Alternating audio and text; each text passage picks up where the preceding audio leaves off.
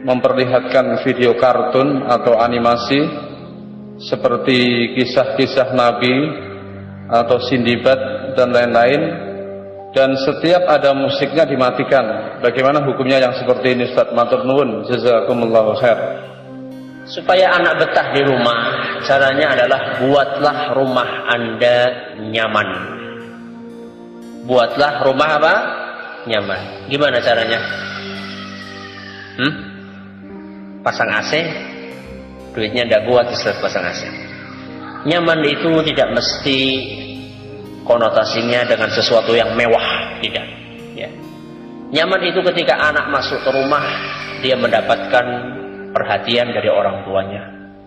Ketika dia masuk rumah, dia mendapatkan kasih sayang dari orang tuanya. Ketika dia masuk rumah, dia merasa ada wujudnya di rumah.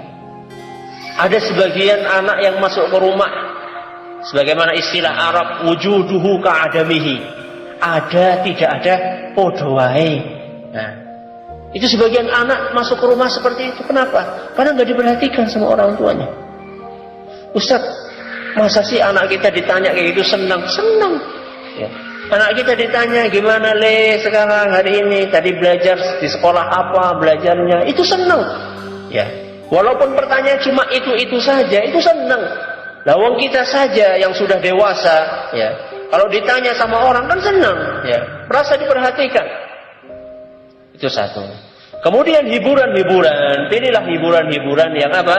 Hiburan-hiburan yang kira-kira tidak menyelisihi syariat.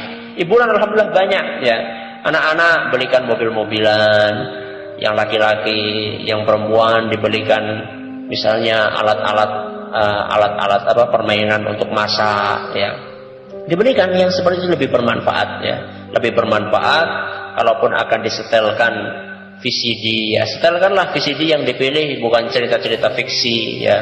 Jadilah alhamdulillah banyak sekarang, ya, VCD misalnya cara sholat, VCD misalnya cara berwudu, yang di situ sesuai dengan usia dia, dan VCD lainnya pendidikan yang kira-kira tidak ada unsur-unsur penyimpangan terhadap syariat Islam.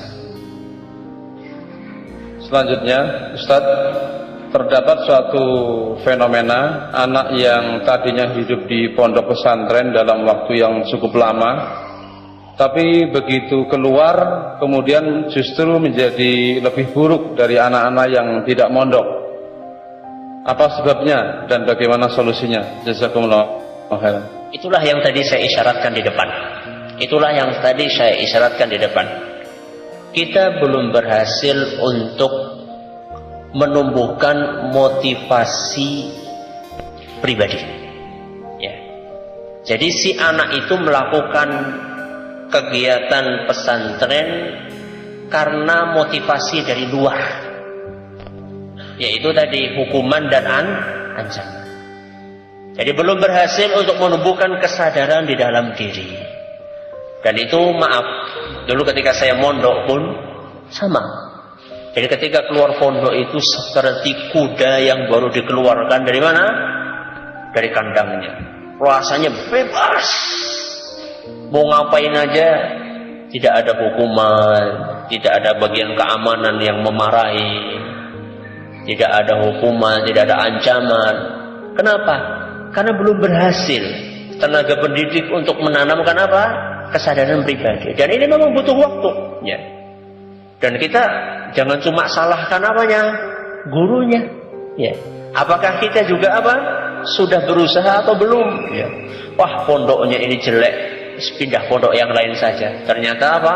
Sama juga. Jadi perlu dari orang tua pun juga memperhatikan itu, ya. Bagaimana caranya Ustaz menumbuhkan kesadaran pribadi? Caranya ya dengan menumbuhkan kesadaran pengawasan Allah Subhanahu wa ta'ala. Jadi anak itu sholat atau tidak sholat, ada yang melihat dan mengetahui, yaitu siapa? Allah Subhanahu wa ta'ala. Cuman butuh waktu, ya. Sedangkan kita saja yang dewasa pun juga kadang-kadang apa? Masih suka terjerumus dalam hal-hal yang negatif, ya. Apalagi anak-anak kecil yang mungkin kesadarannya masih kurang. Syukron. Selanjutnya ada sebuah pertanyaan.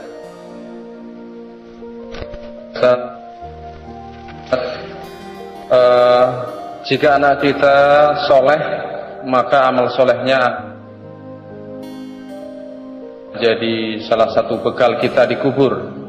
Lalu seandainya anak kita itu berubah tidak soleh saat orang tua telah tiada, apakah dosanya itu akan tersampaikan pada kita juga? Insya Allah tidak ya, insya Allah tidak. Asalkan memang kita sudah berusaha semaksimal mungkin untuk mendidik anak kita, dan ketika kita meninggal dunia anak tersebut anak yang soleh, cuman karena faktor pergaulan kemudian anak kita berubah, kecuali seandainya kita meninggalkan sesuatu di rumah kita yang merupakan sebab anak itu berubah. Apa? Televisi. Ya. Mungkin ketika kita masih hidup, anak kita melihat televisi bisa kita awasi. Tapi begitu kita meninggal, anak kita berubah karena peninggalan kita. Itu sangat berpeluang dosa itu akan mengalir kepada Anda sebagai orang tua yang meninggalkan peninggalan tersebut. Ya. Pertanyaan selanjutnya tentang hukuman dan hadiah, Ustaz. Apakah hadiah harus selalu berupa uang atau barang? Sedangkan saya guru yang tidak banyak uang. Guru atau mungkin orang tua yang dimaksud mungkin, Ustaz. Tidak, yang namanya hadiah itu nggak cuma uang. Hadiah itu bisa sesuatu yang sifatnya penghargaan. Misalnya, Masya Allah, putranya Abi pinter kayak siapa? Kayak abinya misalnya ya. Masya Allah, pujian. Atau mungkin kadang-kadang anak itu ya melakukan suatu hal positif. Kita buatkan apa? Bintang. Nah, bintang dari apa? Dari kertas. Kemudian kita apa? Kasih peniti, kemudian wah nih anaknya Abi dapat bintang hari ini. Itu senang ya. Kalau kita kan malu ya. Kalau anak senang ya. Jadi yang namanya hadiah itu tidak mesti apa? Tidak mesti sesuatu yang sifatnya apa? Sifatnya materi. Bahkan mungkin kita hanya dengan mencium anak kita ya. Mencium. Nanti kalau kamu rajin nak, akan Abi kasih hadiah yang luar biasa. Apa hadiahnya? Sun. Tidak apa-apa ya. Mungkin karena anak kita jarang dicium, kita cium anak kita senang sekali ya. Jadi tidak setiap hadiah itu sifatnya apa? Sifatnya uang. Pertanyaan selanjutnya, Ustadz, doa Nabi Yunus ketika ada di perut ikan, apakah ada sunnahnya untuk kita amalkan sebagai doa agar diberi kemudahan dalam melahirkan anak? Oh, tidak tahu nah. Kalau secara khusus untuk melahirkan anak saya tidak tahu. Tapi doa itu memang doa yang diucapkan ketika seorang sedang terhimpit permasalahan yang sangat apa? Yang sangat berat. Apa doanya? Subhanak inni kuntu minadh dhalimin ya. Subhanaka inni kuntu minadh dhalimin.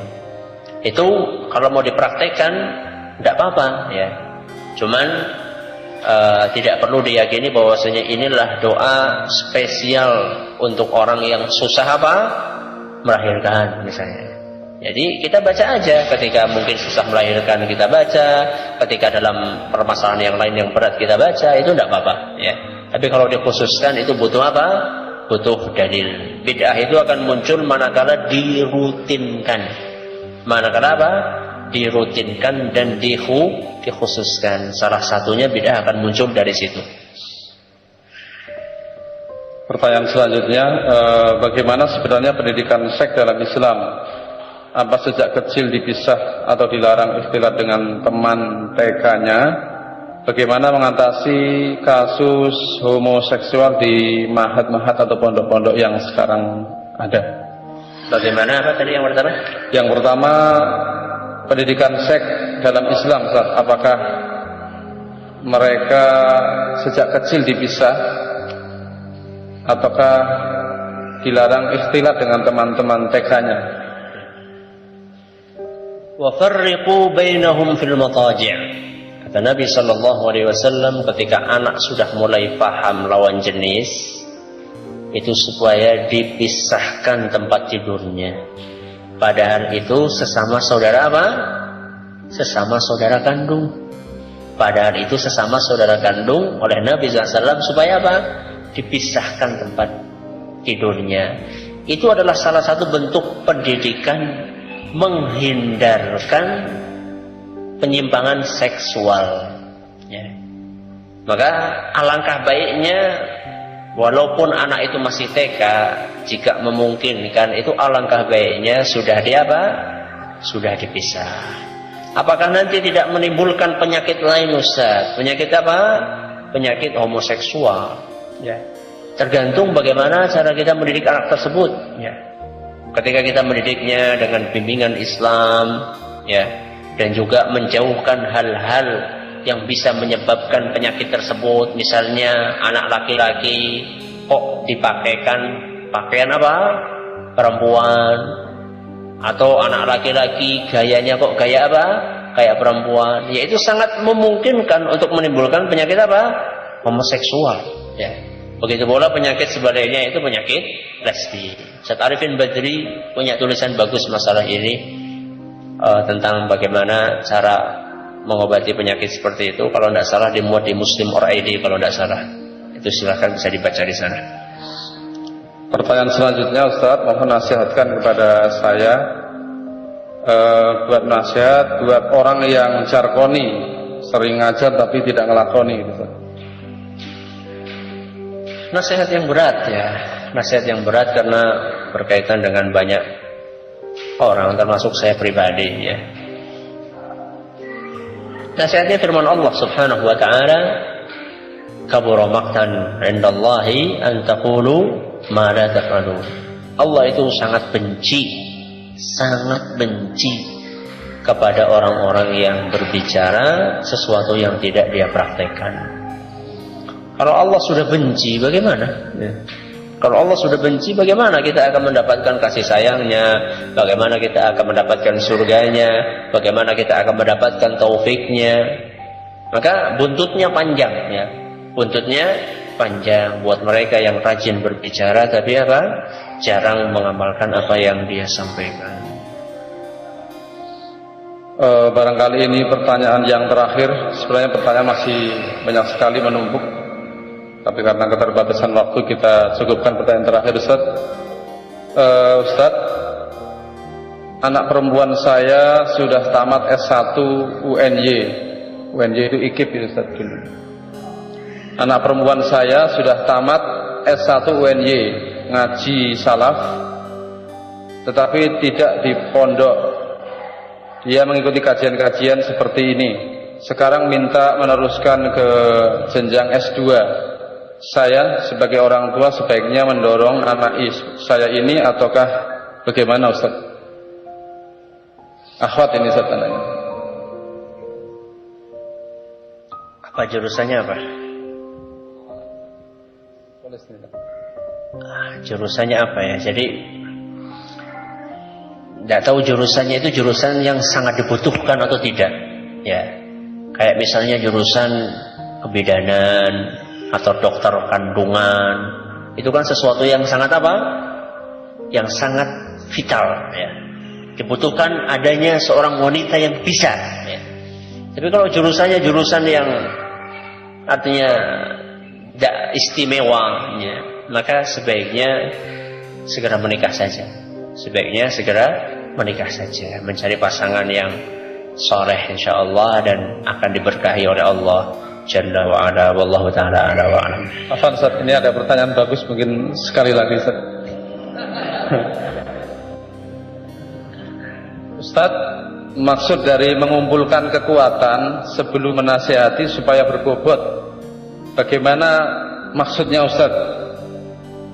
Maksudnya bagaimana? Maksudnya adalah menata batin kita, ya. Menata batin kita ketika kita akan mengucapkan sesuatu. Orang kan punya niat, ya. Kita mengomong nasihat yang kita ucapkan, apakah nasihat itu hanya keluar dari lisan tanpa ada sesuatu yang memotivasi kita? Maksudnya mengumpulkan kekuatan adalah kita menata hati kita sebelum kita menyampaikan nasihat tersebut. Apa tujuan kita? Tujuannya hanya untuk mengungkapkan amarah, atau tujuannya adalah menginginkan agar nasihat yang keluar dari mulut kita menjadikan sarana lantaran anak kita menjadi orang yang taat kepada Allah, atau apa? Ya, itu maksud dari mengumpulkan kekuatan. Atas segala perhatiannya kami ucapkan terima kasih. Atas segala kekurangan kami mohon maaf yang sebesar-besarnya.